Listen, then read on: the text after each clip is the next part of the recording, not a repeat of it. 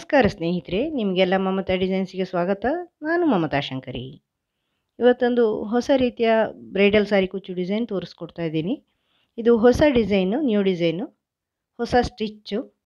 ಇದು ನನ್ನ ಕ್ರಿಯೇಟಿವಿಟಿಯಲ್ಲಿ ಮಾಡಿರೋಂಥದ್ದು ಹೊಸ ಸ್ಟಿಚ್ಚು. ಸ್ಲೀಪಿಂಗ್ ಪಫ್ ಸ್ಟಿಚ್ ಅಂತ ಹೇಳ್ಬೋದು ಇದನ್ನು. ಮೊದಲೊಂದು ಸ್ಲ್ಯಾಂಟಿಂಗ್ ಪಫ್ ಸ್ಟಿಚ್ಚು ನಾನು ಮಾಡಿದ್ದೀನಿ ಫಸ್ಟು. ಅದು ನಂದು ಓನ್ ಕ್ರಿಯೇಟಿವಿಟಿ ಆಗಿತ್ತು. ನಾನೇ ಫಸ್ಟ್ ಮಾಡಿರೋದು ಆ ಡಿಸೈನು. ಅದೇ ರೀತಿ ಇದನ್ನು ಹೊಸ ಡಿಸೈನು ನಾನೇ ಫಸ್ಟ್ ಮಾಡ್ತಾಯಿದ್ದೀನಿ.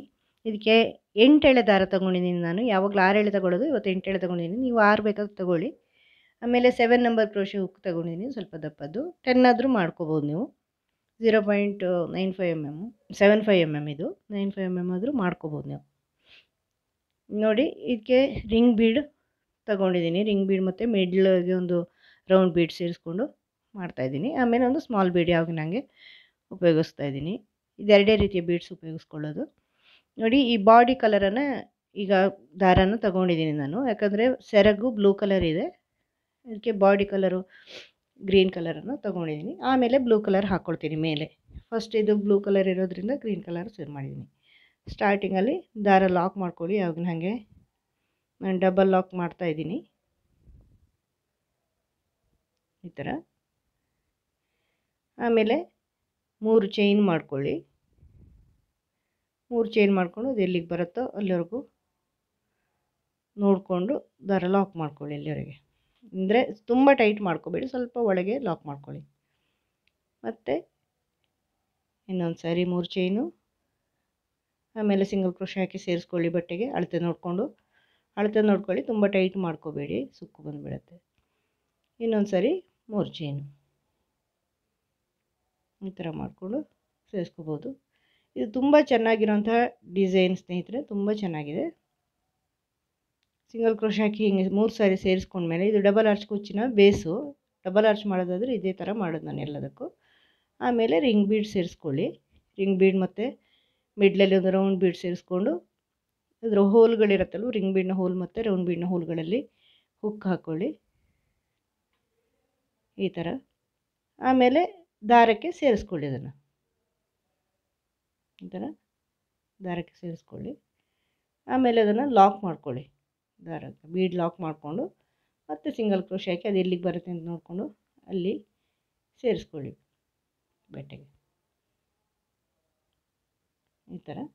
ಇನ್ನೀಗ 5 ಸಾರಿ 3 ಚೈನು ಹಾಕೋಬೇಕು. 5 ಬ್ಲಾಕ್ ಮಾಡ್ಕೋಬೇಕು, 3 ಚೈನು. ಫಸ್ಟಿಗೆ 3 ಬ್ಲಾಕ್ಸ್ ಮಾಡಿರೋದಲ್ವ, 3 ಮಾಡಿರೋದಲ್ವ, ಇದೀಗ 5 ಮಾಡ್ಕೋಬೇಕು. ಮಿಡ್ಲಲ್ಲಿ 3 ಚೈನು ಬಟ್ಟೆಗೆ ಲಾಕು, ಮತ್ತು 3 ಚೈನು ಬಟ್ಟೆಗೆ ಲಾಕು ಈ ಥರ. ತುಂಬ ಚೆನ್ನಾಗಿ ಕಾಣಿಸುತ್ತೆ ಸ್ನೇಹಿತರೆ, ಫ್ಲವರ್ ಥರ ಕಾಣಿಸುತ್ತೆ. ಗ್ರ್ಯಾಂಡು ಮಾಡ್ಕೋಬೋದು. ಇನ್ನು ನೀವು ಬೀಡ್ ಚೈನ್ ಎಲ್ಲ ಹಾಕ್ಕೊಂಡ್ರೆ, ಶೋಯಿಗೆ ಸೇರಿಸ್ಕೊಂಡ್ರೆ, ಸ್ಟೋನ್ ಚೈನ್ ಎಲ್ಲ ಅಂಟಿಸ್ಕೊಂಡ್ರೆ ಇನ್ನೂ ಚೆನ್ನಾಗಿರುತ್ತೆ. ಇದರಲ್ಲಿ ಕ್ರಿಯೇಟಿವಿಟಿ ನೀವು ಬೇರೆ ರೀತಿ ಮಾಡ್ಕೋಬೋದು, ವೇರಿಯೇಷನ್ ಮಾಡ್ಕೋಬೋದು ಬೇಕು ಅಂದರೆ. ತುಂಬ ಚೆನ್ನಾಗಿ ಕಾಣುವಂಥ ಹೊಸ ಡಿಸೈನ್ ಇದು. ಫಸ್ಟ್ ಟೈಮ್ ನಾನು ಮಾಡ್ತಾ ಇರೋದು ಇದು. ನನ್ನದೇ ಓನ್ ಕ್ರಿಯೇಟಿವಿಟಿ. ಪಫ್ ಸ್ಟಿಚ್ಚಲ್ಲಿ ಒಂದು ಸ್ವಲ್ಪ ಬೇರೆ ಚೆನ್ನಾಗಿದೆ ಇದು. ನೀವು ಮಾಡಿ ನೋಡಿ, ಇದು ನಿಮಗೂ ಇಷ್ಟ ಆಗುತ್ತೆ. 5 ಸಾರಿ ಮಾಡ್ಕೊಂಡಿದ್ದೀನಿ, 3 ಚೈನು 5 ಸಾರಿ ಮಾಡ್ಕೊಂಡಿದ್ದೀನಿ. ಮತ್ತು ರಿಂಗ್ ಬೀಡ್ ಸೇರಿಸಿ ಮತ್ತು 5 ಸಾರಿ ಆ ಥರ ಮಾಡ್ಕೊಂಡು ಹೋಗಿ ಎಂಡಲ್ಲಿ 3 ಟೈಮ್ಸ್ ಮಾಡ್ಕೊಳ್ಳಿ. ಸ್ಟಾರ್ಟಿಂಗ್ ಮತ್ತು ಎಂಡಲ್ಲಿ 3 ಟೈಮ್ಸು, 3 ಚೈನ್ಸು, ಮಿಡ್ಲಲ್ಲೆಲ್ಲ 5 ಟೈಮ್ಸು. ನೋಡಿ, ಈ ಥರ ಪೂರ್ತಿ ಮಾಡಿದ್ದೀನಿ ಎಂಡ್ವರೆಗೂ. ರಿಂಗ್ ಬೀಡ್ ಹಾಕಿ 5 ಚೈನ್ಸು ಬ್ಲಾಕ್ ಮಾಡಿಕೊಂಡು ಈಗ ನೋಡಿ ಅಲ್ಲಿ ದಾರ ಕಟ್ ಮಾಡಿ ಈಗ ಫಸ್ಟಲ್ಲಿ ಮತ್ತೆ ಸೇರಿಸ್ಕೊಳ್ತಾ ಇದ್ದೀನಿ ಸ್ಟಾರ್ಟಿಂಗಲ್ಲಿ. ಮತ್ತು ಆ ಲಾಕ್ನ ಒಳಗಡೆ ಸೇರಿಸ್ಕೊಂಡಿದ್ದೀನಿ, ಡಬಲ್ ಲಾಕ್ ಮಾಡ್ತಾಯಿದ್ದೀನಿ.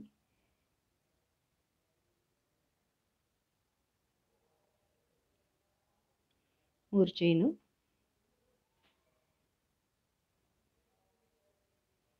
ಬಟ್ಟೆಗೆ ಲಾಕು,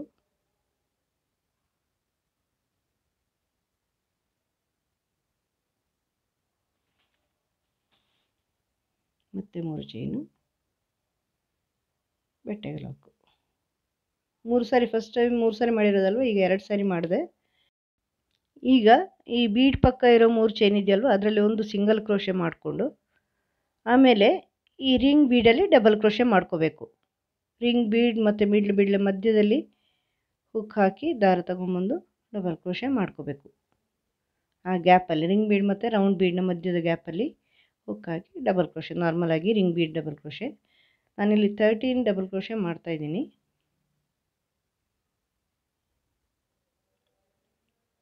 ಈ ಥರ ದಾರ ತಗೊಂಬನ್ನಿ ಹುಕ್ಕಲ್ಲಿ, ಮತ್ತು ಅದ್ರ ಒಳಗಿಂದ ದಾರ ತಂದು ಎರಡೊಂದು ಮಾಡ್ಕೊಳ್ಳಿ. ನಾರ್ಮಲ್ ಡಬಲ್ ಕ್ರೋಶೆ ಯಾವಾಗಲೂ ಮಾಡ್ತೀವಲ್ವ ಅದೇ ಡಬಲ್ ಕ್ರೋಶೆ ಆರ್ಚು ನಾರ್ಮಲಾಗಿ. ನೆಕ್ಸ್ಟ್ ರೌಂಡಲ್ಲಿ ಡಿಸೈನ್ ಮಾಡ್ತೀನಿ ನಾನು, ಪಫ್ ಸ್ಟಿಚ್ಚಿಂದು ಚೆನ್ನಾಗಿರುತ್ತೆ.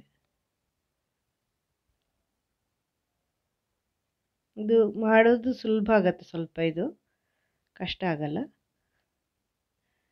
ಹೆಚ್ಚು ಟೈಟ್ ಹಾಕಬೇಕಾಗಿಲ್ಲ, ಡಬಲ್ ಕ್ರೋಶೆ ಎಲ್ಲ ಮೀಡಿಯಮ್ ಆಗಿ ಹಾಕಿದರೂ ಸಾಕಾಗತ್ತೆ, ಚೆನ್ನಾಗಿ ಆಗುತ್ತೆ. ನಾನಿಲ್ಲಿ 13 ಡಬಲ್ ಕ್ರೋಶೆ ಹಾಕ್ಕೊಂಡಿದ್ದೀನಿ. ಒಂದು ಆರ್ಚಿಗೆ 13 ಡಬಲ್ ಕ್ರೋಶೆ ಈ ರಿಂಗ್ ಬೀಡ್ಸಲ್ಲಿ ಫುಲ್ ಆಗೋಷ್ಟು. ನೀವು ದೊಡ್ಡ ಬೀಡ್ ತೊಗೊಂಡ್ರೆ ಸ್ವಲ್ಪ ಜಾಸ್ತಿ ಬೇಕಾಗ್ಬೋದು, ಆದರೆ ಕೌಂಟಿಂಗ್ ಕರೆಕ್ಟಾಗಿ ಮಾಡ್ಕೋಬೇಕು. ನೆಕ್ಸ್ಟ್ ರೌಂಡಲ್ಲಿ ತೋರಿಸ್ತೀನಿ ನಾನು ಹೇಗೆ ಅಂತ ಡಿಸೈನು, ಅದಕ್ಕೆ ಹೊಂದ್ಕೊಂಡು ನೀವು ಕೌಂಟಿಂಗ್ ಮಾಡಬೇಕಾಗತ್ತೆ. ಇಲ್ಲಿ ಈಗಲೇ ಕೌಂಟಿಂಗ್ ಮಾಡಿ ಹಾಕಬೇಕಾಗುತ್ತೆ. ನಾನೀಗ 13 ಹಾಕ್ತೀನಿ, ಇದು ಕರೆಕ್ಟ್ ಆಗುತ್ತೆ ನನಗೆ ಕೌಂಟಿಂಗು. ನೀವು ಹೆಚ್ಚು ಹಾಕಿದರೆ ಅದಕ್ಕೆ ಸರಿಯಾಗಿ ಇನ್ನೊಂದು ಬರುತ್ತೆ ಅಲ್ವ ಡಿಸೈನ್, ಆ ಥರ ಮಾಡ್ಕೋಬೇಕಾಗುತ್ತೆ. ಕೌಂಟಿಂಗ್ ಕರೆಕ್ಟಾಗಿ ಮಾಡ್ಕೋಬೇಕು. 13 ಇದ್ದರೆ ಕರೆಕ್ಟ್ ಆಗುತ್ತೆ.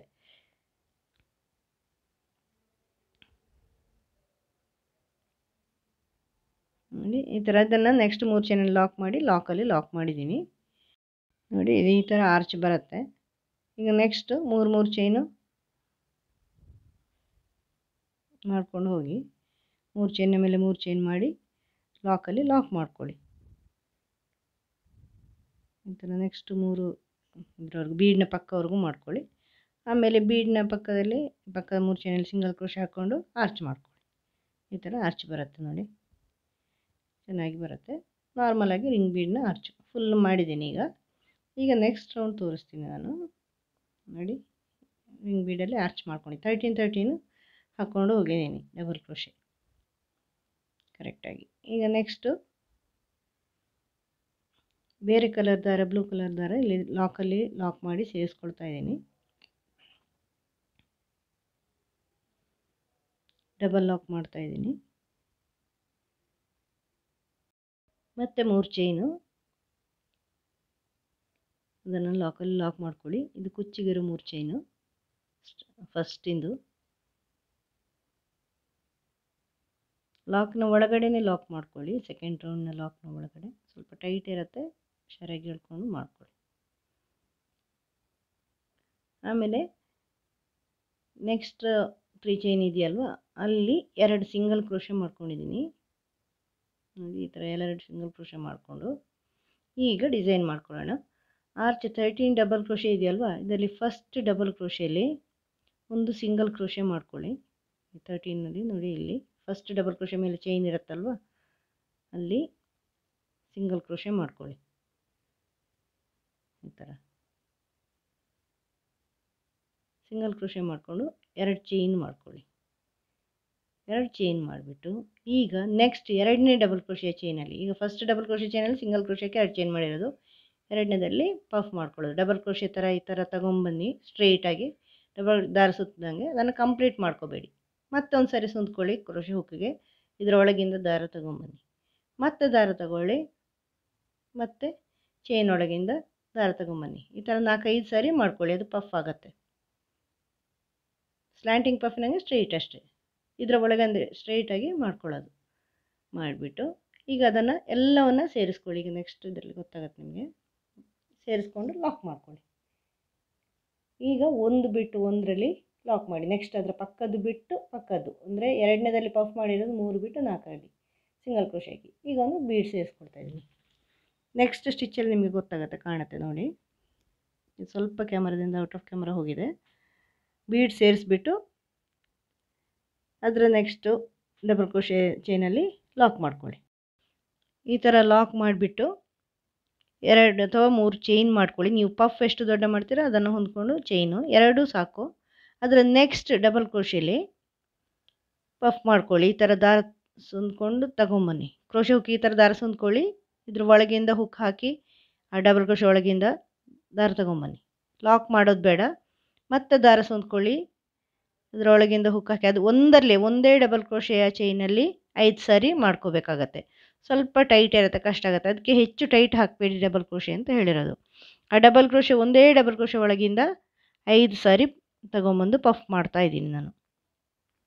ಈ ಥರ ಕ್ರೋಶೆ ಹುಕ್ಕಿಗೆ ದಾರ ಸುಂದ್ಕೊಂಡು ಒಳಗಿಂದ ದಾರ ಈ ಥರ ನೋಡಿ ಈ ಥರ ಮಾಡಿಕೊಂಡು ಆ ಡಬಲ್ ಕ್ರೋಶೆ ಒಳಗಿಂದ ಚೈನಲ್ಲಿ ಒಳಗಿಂದ ದಾರ ತಗೊಂಬನ್ನಿ. ಮತ್ತು ಅದನ್ನೆಲ್ಲ ಸೇರಿಸ್ಕೊಳ್ಳಿ, ಲಾಕ್ ಮಾಡ್ಕೊಳ್ಳಿ. ಇದನ್ನೆಲ್ಲ ಅದರೊಟ್ಟಿಗೆ ಸೇರಿಸ್ಕೋಬೇಕು. ದಾರ ತಗೊಂಡು ಎಲ್ಲವನ್ನು ಒಂದಕ್ಕೆ ಸೇರಿಸ್ಕೊಳ್ಳಿ ಮತ್ತು ಲಾಕ್ ಮಾಡ್ಕೋಬೇಕು. ಲಾಕ್ ಮಾಡಿದ್ದೀನಿ ನಾನದು. ಲಾಕ್ ಮಾಡಿ ನೆಕ್ಸ್ಟ್ ಡಬಲ್ ಕ್ರೋಶೆಯಲ್ಲಿ ಸೇರಿಸ್ಕೊಳ್ಳಿ ಸಿಂಗಲ್ ಕ್ರೋಶೆ ಹಾಕಿ. ಈಗ ಬೀಡ್ ಸೇರಿಸ್ಕೊಳ್ತಾ ಇದ್ದೀನಿ. ಬೀಡ್ ಸೇರಿಸ್ಕೊಂಡು ಅದನ್ನು ನೆಕ್ಸ್ಟ್ ಡಬಲ್ ಕ್ರೋಶೆಯಲ್ಲಿ ಅದನ್ನು ಸಿಂಗಲ್ ಕ್ರೋಶೆ ಹಾಕಿ ಲಾಕ್ ಮಾಡ್ಕೊಳ್ಳಿ. ಮತ್ತು 3 ಚೈನ್ ಮಾಡ್ಕೊಂಡಿದ್ದೀನಿ. ನೀವು 2 ಮಾಡಿದರೂ ಓಕೆ, 3 ಮಾಡ್ಕೋಬೋದು ಉದ್ದ ಪಫ್ ಮಾಡೋದಾದರೆ. ಈಗ ನೋಡಿ ಈ ಥರ ದಾರ ಸುಂದ್ಕೊಂಡು ನೆಕ್ಸ್ಟ್ ಡಬಲ್ ಕ್ರೋಶೆಯಲ್ಲಿ ಅದರ ನೆಕ್ಸ್ಟಿಂದರಲ್ಲಿ ಹಿಂಗೆ ತಗೊಂಬರಬೇಕು. 5 ಸಾರಿ ಮಾಡಿದ್ದೀನಿ ನಾನಿಲ್ಲಿ, ಒಂದೇ ಡಬಲ್ ಕ್ರೋಶೆಯಲ್ಲಿ 5 ಸಾರಿ. ಆದ್ದರಿಂದ ಹೆಚ್ಚು ಟೈಟ್ ಹಾಕಬೇಡಿ. ಮೊದಲು ಡಬಲ್ ಕ್ರೋಶೆ ಆರ್ಚ್ ಮಾಡುವಾಗ ಹೆಚ್ಚು ಟೈಟ್ ಮಾಡ್ಕೋಬೇಡಿ, ಒಂದರಲ್ಲೇ ಮಾಡ್ಕೋಬೇಕಾಗತ್ತೆ 5 ಸಾರಿ ಈ ಥರ. ಈಗ ನೋಡಿ ದಾರ ಪೂರ್ತಿ ತಗೊಂಬಂದು ಲಾಕ್ ಮಾಡ್ಕೊಳ್ತಾ ಇದ್ದೀನಿ ನೋಡಿ ಈ ಥರ. ಅದನ್ನು ಲಾಕ್ ಮಾಡಿ. ಲಾಕ್ ಮಾಡಿಬಿಟ್ಟು ನೆಕ್ಸ್ಟು ಒಂದು ಬಿಟ್ಟು ಒಂದರಲ್ಲಿ ಅದನ್ನು ಸಿಂಗಲ್ ಕ್ರೋಶೆ ಹಾಕಿ ಸೇರಿಸ್ಕೋಬೇಕು. ನೆಕ್ಸ್ಟ್ ಈಗ ಮುಗೀತಿದ್ದು ಲಾಸ್ಟು ಇದ್ದರೆ ಅದಕ್ಕೆ ಬೀಡ್ ಸೇರಿಸಿ, ಅಲ್ಲಿಗೆ ಬೀಡ್ ಸೇರಿಸಿ ನೆಕ್ಸ್ಟಿಂದರಲ್ಲಿ ಲಾಕ್ ಮಾಡಿ. ಅದರ ನೆಕ್ಸ್ಟಿಂದರಲ್ಲಿ ಮತ್ತೆ 2 ಚೈನ್ ಹಾಕ್ಕೊಂಡು ಮಾಡ್ಕೊಂಡು ಹೋಗಿ. ನಿಮಗೆ ಬೇಡ ಅಂದರೆ ಬೀಡ್ಸ್ ಬೇಡ ಅಂದರೆ ಬರೀ ಇದನ್ನು ಕೂಡ ಮಾಡ್ಕೋಬೋದು. ಆಗ ನೀವು ಕೌಂಟಿಂಗ್ ಕರೆಕ್ಟಾಗಿ ಮಾಡ್ಕೋಬೇಕಾಗತ್ತೆ ಡಬಲ್ ಕ್ರೋಶೆ ಆರ್ಚಲ್ಲಿ ಎಷ್ಟು ಬರುತ್ತೆ ಅಂತ. ಇದನ್ನು ನೆಕ್ಸ್ಟ್ 3 ಚೈನಲ್ಲಿ ಲಾಕ್ ಮಾಡಿ. ಈ ಥರ ಫ್ಲವರ್ ಥರ ಬರುತ್ತೆ, ಸ್ಲೀಪಿಂಗ್ ಥರ ಬರುತ್ತೆ. ಅಂದರೆ ಪೂರ್ತಿ ಅಡ್ಡ ಬಿದ್ದುಕೊಳ್ಳುತ್ತೆ ಅದು ಪಫು, ತುಂಬ ಚೆನ್ನಾಗಿ ಕಾಣಿಸುತ್ತೆ ಇದು ಆವಾಗ ನೋಡಿ. ನೆಕ್ಸ್ಟು ಲಾಕಲ್ಲಿ ಲಾಕ್ ಮಾಡಿಬಿಟ್ಟು 3 ಚೈನ್ ಮಾಡಿಕೊಂಡು ಹೋಗಿ. ನೆಕ್ಸ್ಟ್ ಬೀಡ್ ಇದರಲ್ಲಿ ಆರ್ಚಲ್ಲಿ ಮಾಡ್ಕೊಳ್ಳಿ ಡಿಸೈನ್. ಮತ್ತು 3 ಚೈನ್ ಮಾಡ್ಕೊಂಡು ಈಗ ಲಾಕಲ್ಲಿ ಲಾಕ್ ಮಾಡಿದ ಮೇಲೆ 3 ಚೈನ್ ಮಾಡಿಕೊಂಡು 3 ಚೈನು ಇದು ಕುಚ್ಚಿಗೆ. ಈಗ ಆರ್ಚಿನ ಪಕ್ಕದ ಇನ್ನೊಂದು 3 ಚೈನಲ್ಲಿ ಈಗ ಸ್ಟಾರ್ಟ್ ಮಾಡಬೇಕು. ಹೆಂಗೆ ಸ್ಟಾರ್ಟಿಂಗಲ್ಲಿ ನಾವು ಮಾಡಿದ್ದೀವಿ ಅದೇ ಥರ 2 ಸಿಂಗಲ್ ಕ್ರೋಶೆ ಮಾಡಿಕೊಂಡು ಸ್ಟಾರ್ಟ್ ಮಾಡ್ತಾಯಿದ್ದೀವಿ ನಾವು. ಇದೇ ಥರ ಪೂರ್ತಿ ಮಾಡ್ಕೊಂಡು ಹೋಗಿ, ಚೆನ್ನಾಗಿ ಕಾಣಿಸುತ್ತೆ ಇದು. ಫಸ್ಟ್ ಡಬಲ್ ಕ್ರೋಶೆಯಲ್ಲಿ ಒಂದು ಸಿಂಗಲ್ ಕ್ರೋಶೆ ಹಾಕಿ 2 ಚೈನು, ಎರಡನೇದರಲ್ಲಿ ಪಫು ನೋಡಿ ಈ ಥರ ಸಿಂಗಲ್ ಕ್ರೋಶೆ ಹಾಕ್ಕೊಳ್ಳಿ. ಫಸ್ಟಿಂದರಲ್ಲಿ 2 ಚೈನು ಮತ್ತು 2 ಅಥವಾ 3 ಚೈನ್ ಮಾಡ್ಕೊಳ್ಳಿ. ಇದು 3 ಚೈನ್ ಮಾಡ್ತಾಯಿದ್ದೀನಿ ನಾನು. ನೆಕ್ಸ್ಟ್ ಎರಡನೇದರಲ್ಲಿ ಪಫು 5 ಸಾರಿ ಮಾಡ್ಕೋಬೇಕು. ಎರಡನೇ ಡಬಲ್ ಕ್ರೋಶೆಯಲ್ಲಿ ಒಂದೇ ಡಬಲ್ ಕ್ರೋಶೆಯಲ್ಲಿ 5 ಸಾರಿ ಆಗುತ್ತೆ, ಅದು ಏನು ತೊಂದರೆ ಆಗಲ್ಲ. ಈ ಥರ ದಾರ ಸುಂದ್ಕೊಂಡು ಅದರ ಒಳಗಿಂದ ದಾರ ತೊಗೊಂಬನ್ನಿ, ಮತ್ತು ದಾರ ಸುಂದ್ಕೊಳ್ಳಿ, ಅದರೊಳಗಿಂದ ದಾರ ತೊಗೊಂಬನ್ನಿ. ಆ ಥರ ಮಾಡಿಕೊಂಡು 5 ಸಾರಿ ಮಾಡಿ ಲಾಕ್ ಮಾಡ್ಕೊಳ್ಳಿ. ಫುಲ್ಲು ಎಳ್ಕೊಂಡು ಬಂದು ಲಾಕ್ ಮಾಡಿ. ಈಗ ಅದರ ನೆಕ್ಸ್ಟ್ ಬಿಟ್ಟು ಅದರ ನೆಕ್ಸ್ಟಲ್ಲಿ ಅಂದರೆ ಫಸ್ಟಿಂದಲ್ಲಿ ಸಿಂಗಲ್ ಕ್ರೋಶೆ, ಎರಡನೇದಲ್ಲಿ ಪಫು, 3 ಬಿಟ್ಟು 4ರಲ್ಲಿ ಸಿಂಗಲ್ ಕ್ರೋಶೆ ಹಾಕಿ ಲಾಕ್ ಮಾಡಿ.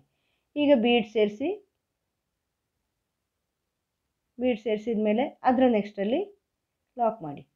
ಅಂದರೆ ಒಂದು ಪಫಿಗೆ ಎಷ್ಟಾಯಿತು ನೋಡಿ, ನೀವು ಎಷ್ಟು ಡಬಲ್ ಕ್ರೋಶೆ ಬೇಕು ಅಂತ ಲೆಕ್ಕ ಹಾಕ್ಕೊಳ್ಳಿ. ಅದೇ ರೀತಿ ನೀವು ಡಬಲ್ ಕ್ರೋಶೆ ಮಾಡ್ತಾ ಹೋಗಬೇಕು. ಅಂದರೆ ಕೆಳಗಿನ ರೌಂಡಲ್ಲಿ ನೀವು ಹೆಚ್ಚು ಡಬಲ್ ಕ್ರೋಶೆ ಮಾಡಿದರೆ ಹೆಚ್ಚು ಪೆಟಲ್ಸ್ ಬರುತ್ತೆ. ಅದೇ ಕೌಂಟಿಂಗ್ ಕರೆಕ್ಟಾಗಿ ಬರಬೇಕು ನೋಡಿ. ಎರಡನೇದಲ್ಲಿ ಪಫು, 3 ಅಲ್ಲ 4ರಲ್ಲಿ ಲಾಕ್ ಮಾಡ್ಕೊಳ್ಳೋದು, 3 ಬಿಟ್ಟು 4ರಲ್ಲಿ ಪಫನ್ನು, ಮತ್ತು ಬೀಡ್ ಹಾಕಿ 5ರಲ್ಲಿ ಲಾಕ್ ಮಾಡ್ತೀವಿ ಅಲ್ಲಿವರೆಗೂ. ಅಂದರೆ 5 ಡಬಲ್ ಕ್ರೋಶೆ ಬೇಕು ಒಂದು ಪೆಟಲ್ಲಿಗೆ. ಅಂದರೆ ಫಸ್ಟಿಗೆ ಮಾತ್ರ 5 ಮತ್ತು 4 ಸಾಕಾಗುತ್ತೆ. ಈಗ ನೋಡಿ ಬೀಡ್ ಹಾಕಿದಲ್ಲಿಯೇ 2 ಚೈನ್ ಮಾಡಿಕೊಂಡು ಆಮೇಲೆ ಅದರ ನೆಕ್ಸ್ಟಲ್ಲಿ ಪಫ್ ಮಾಡ್ಕೊಳ್ಳೋದು. ಅಂದರೆ 5ನೇ ಪೆಟಲಲ್ಲೇ 2 ಚೈನು, 6ನೇದಲ್ಲಿ ಪಫ್ ಮಾಡ್ಕೊಂಡು ನೋಡಿ ಪೂರ್ತಿ ತಗೊಂಡು ಲಾಕ್ ಮಾಡಿದೆ. ಪೂರ್ತಿ ಒಳಗೆ ಎಲ್ಲದರ ಒಳಗೆ ಬಂದು ಲಾಕ್ ಮಾಡಿ. ಈಗ ಅದರ ನೆಕ್ಸ್ಟ್ ಬಿಟ್ಟು ಅದರ ನೆಕ್ಸ್ಟಲ್ಲಿ ಮಾಡ್ಕೋಬೇಕು. ಅಂದರೆ 7 ಬಿಟ್ಟು 8ರಲ್ಲಿ ಲಾಕ್ ಮಾಡ್ಕೋಬೇಕು. ನೋಡಿ ಅದು ಬಿಟ್ಟು ಅದು ನೆಕ್ಸ್ಟು ಒಂದು ಬಿಟ್ಟು 1ರಲ್ಲಿ 8ರಲ್ಲಿ ಲಾಕ್ ಮಾಡಿದ್ದೀನಿ. ಈಗ ಬೀಡ್ ಹಾಕಿ ಬೀಡ್ ಸೇರಿಸ್ಬಿಡ್ತೀನಿ, ಸ್ಮಾಲ್ ಬೀಡು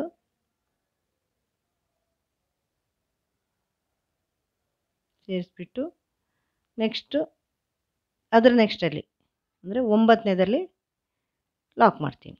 2ನೇ ಪೆಟಲಿಗೆ 4 ಸಾಕಾಗುತ್ತೆ. ಫಸ್ಟಿಂದ 5 ಡಬಲ್ ಕ್ರೋಶೆ ಬೇಕಾಗಿತ್ತು. 2ನೇದಕ್ಕೆ 4 9 ಆಯಿತು. 9ರಲ್ಲಿ ಈಗ ಮತ್ತೆ 3 ಚೈನ್ ಮಾಡ್ತಾಯಿದ್ದೀನಿ. ಬೀಡ್ ಹಾಕಿದ್ದರಲ್ಲೇ 3 ಚೈನು. 10ನೇದಲ್ಲಿ ಪಫ್ ಮಾಡ್ತಾಯಿದ್ದೀನಿ. ಈ ಥರ ದಾರ ತಗೊಂಡು ಆ ಡಬಲ್ ಕ್ರೋಶೆ ಒಳಗಿಂದ ತಂದು ಈ ಥರ 5 ಸರಿ ಮಾಡ್ತಾಯಿದ್ದೀನಿ. ನೋಡಿ ಈ ಥರ ದಾರ ತಗೊಂಡು ಬನ್ನಿ, ದಾರ ತಗೊಳ್ಳಿ, ತಗೊಂಬನ್ನಿ. 5 ಸರ ಒಂದೇ ಡಬಲ್ ಕ್ರೋಶೆಯಲ್ಲಿ 5 ಸರಿ ತರ್ತಾಯಿದ್ದೀನಿ. ದಾರ ಎಲ್ಲ ತಗೊಂಡು ಒಂದೇ ಮಾಡಿಸ್ಕೊಡ್ತೀನಿ, ಮತ್ತು ಲಾಕ್ ಮಾಡಿ. ಈಗ ಅದರ ನೆಕ್ಸ್ಟಿಂದ ಬಿಟ್ಟು ಅದರ ನೆಕ್ಸ್ಟಿಂದಲ್ಲಿ ಲಾಕ್ ಮಾಡ್ತೀನಿ. ಈ ಥರ ಕಂಪ್ಲೀಟ್ ಆಗುತ್ತೆ. ಕಂಪ್ಲೀಟಾಗಿ ಎಂಡಲ್ಲಿ ನೆಕ್ಸ್ಟ್ 3 ಚೈನಲ್ಲಿ ಅದನ್ನು ಲಾಕ್ ಮಾಡ್ಕೋಬೇಕು. ನೀವು ಸ್ಟಾರ್ಟಿಂಗಲ್ಲಿ ಹೇಗೆ ಮಾಡಿದ್ದೀರ ಹಾಗೆ ಆರ್ಚ್ ಎಂಡ್ ಮಾಡ್ಕೋಬೇಕು. ಮತ್ತು ಲಾಕಲ್ಲಿ 2 ಸಿಂಗಲ್ ಕ್ರೋಶೆ ಹಾಕಿಬಿಟ್ಟು ಲಾಕ್ ಮಾಡಿಬಿಟ್ಟು ಸಿಂಗಲ್ ಕ್ರೋಶೆ ಹಾಕಿಬಿಟ್ಟು ಲಾಕಲ್ಲಿ ಲಾಕ್ ಮಾಡ್ಕೋಬೇಕು. ಈ ಥರ ನೀವು ಅದಕ್ಕೆ ಸರಿ ಹೊಂದುವಂಗೆ ಕೆಳಗೆ ಡಬಲ್ ಕ್ರೋಶೆ, ಈಗ ಆರ್ಚು ರಿಂಗ್ ಬೀಡಲ್ಲಿ ಡಬಲ್ ಕ್ರೋಶೆ ಆರ್ಚ್ ಮಾಡಿದ್ದೀರಲ್ವ, ಅದನ್ನು ಕೌಂಟಿಂಗ್ ಮಾಡ್ಕೊಂಡು, ಅಂದರೆ ನೀವು ಪ್ಲ್ಯಾನ್ ಮಾಡ್ಕೊಳ್ಳಿ. ಮುಂದಿನ ಪೆಟಲ್ಸ್ ಎಷ್ಟು ಬೇಕೋ ಅದನ್ನು ಹೊಂದ್ಕೊಂಡು. ನೀವು ಬೀಡ್ಸ್ ಬೇಡ ಅಂದರೆ ಹಾಗೆ ಬೇಕಾದ್ರೆ ಹಾಕ್ಕೊಂಡು ಹೋಗ್ಬೋದು. ನೀವು ಪೆಟಲ್ಸ್ ಮಾತ್ರ, ಬೀಡ್ಸ್ ಮಿಡ್ಲು ಸೇರಿಸಬೇಕಾಗಿಲ್ಲ. ಪೆಟಲ್ಸ್ ಎಲ್ಲಿ ಲಾಕ್ ಮಾಡಿದ್ದೀರಾ ಅಲ್ಲಿಂದಲೇ 2 ಚೈನ್ ಮಾಡ್ಕೊಳ್ಳಿ, ಮುಂದೆ ಮಾಡ್ಕೊಂಡು ಹೋಗ್ಬೋದು. ನೋಡಿ ಈ ಥರ ಬರುತ್ತೆ. ತುಂಬಾ ಚೆನ್ನಾಗಿ ಕಾಣಿಸುತ್ತೆ ಸ್ನೇಹಿತರೆ. ಇದು ಪೆಟಲ್ಸು ಫ್ಲವರ್ ಥರ. ನೀವು ಪಫನ್ನು ಸ್ಲೀಪಿಂಗ್ ಮಾಡಿದ್ದೀರಲ್ವ, ನೆಕ್ಸ್ಟ್ ಲಾಕ್ ಮಾಡಿದ್ದೀರಲ್ವ, ಪಫನ್ನು ಲಾಕ್ ಮಾಡ್ತೀರಲ್ವ, ಅಲ್ಲೇ 2 ಚೈನ್ ಸ್ಟಾರ್ಟ್ ಮಾಡ್ಕೊಳ್ಳಿ. ನೆಕ್ಸ್ಟ್ ಡಬಲ್ ಕ್ರೋಶೆಯಲ್ಲಿ ಪಫ್ ಮಾಡಿ. ಈ ಥರ ನೆಕ್ಸ್ಟ್ ಮಾಡ್ತಾ ಹೋಗಿ. ಬೀಡ್ ಬೇಡ ಅಂದರೆ, ಬೀಡ್ಸ್ ಬೇಕು ಅಂದರೆ ಹಿಂಗೆ ಹಾಕ್ಕೊಳ್ಳಿ. ನೋಡಿ ಎಷ್ಟು ಚೆನ್ನಾಗಿ ಬಂದಿದೆ. ಚೆನ್ನಾಗಿ ಕಾಣಿಸುತ್ತೆ ಅಲ್ವ ಸ್ನೇಹಿತರೆ? ಇದು ತುಂಬ ಚೆನ್ನಾಗಿ ಕಾಣಿಸುತ್ತೆ, ಫ್ಲವರ್ ಥರ ಕಾಣಿಸುತ್ತೆ. ಸ್ಲೀಪಿಂಗ್ ಪಫ್ ಇದು. ಅಂದರೆ ಪೂರ್ತಿ ವಾಲ್ಕೊಳ್ತಾ ಇದೆ. ಅಂದರೆ ಸ್ಲ್ಯಾಂಟಿಂಗ್ ಪಫ್ ಅಂದರೆ ಸ್ವಲ್ಪ ವಾಲ್ಕೊಂಡಿರುತ್ತೆ, ಸ್ವಲ್ಪ ಓರೆ ಆಗಿರುತ್ತೆ. ಇದೀಗ ಪೂರ್ತಿ ಓರೆ ಆಗಿದೆ. ತುಂಬ ಚೆನ್ನಾಗಿ ಕಾಣಿಸುತ್ತೆ ಇದು. ನೀವು ಮಾಡಿ ನೋಡಿ ನಿಮ್ಮ ಸೀರೆಗೆ, ನಿಮಗೂ ಇಷ್ಟ ಆಗುತ್ತೆ. ಹೆಂಗೆ ಅನ್ನಿಸ್ತು ಅಂತ ನನಗೆ ಕಮೆಂಟಲ್ಲಿ ತಿಳಿಸಿ. ಹೊಸ ಡಿಸೈನ್ ಇದು, ನ್ಯೂ ಡಿಸೈನು. ಫುಲ್ ಹಾಕಿದಾಗ ತುಂಬ ಚೆನ್ನಾಗಿ ಕಾಣಿಸುತ್ತೆ, ಪೂರ್ತಿ ಸೀರೆಗಳಿಗೆ ಹಾಕಿದಾಗ. ನಿಮಗೆ ಇಷ್ಟ ಆದರೆ ವಿಡಿಯೋ ಲೈಕ್ ಮಾಡಿ, ಶೇರ್ ಮಾಡಿ. ಚಾನಲ್ ಇದುವರೆಗೆ ಸಬ್ಸ್ಕ್ರೈಬ್ ಮಾಡಿಲ್ಲ ಅಂತ ಸಬ್ಸ್ಕ್ರೈಬ್ ಮಾಡಿ, ಬೆಲ್ ಐಕಾನ್ ಪ್ರೆಸ್ ಮಾಡಿ. ಮುಂದಿನ ವಿಡಿಯೋದೊಂದಿಗೆ ಭೇಟಿಯಾಗೋಣ. Thank you.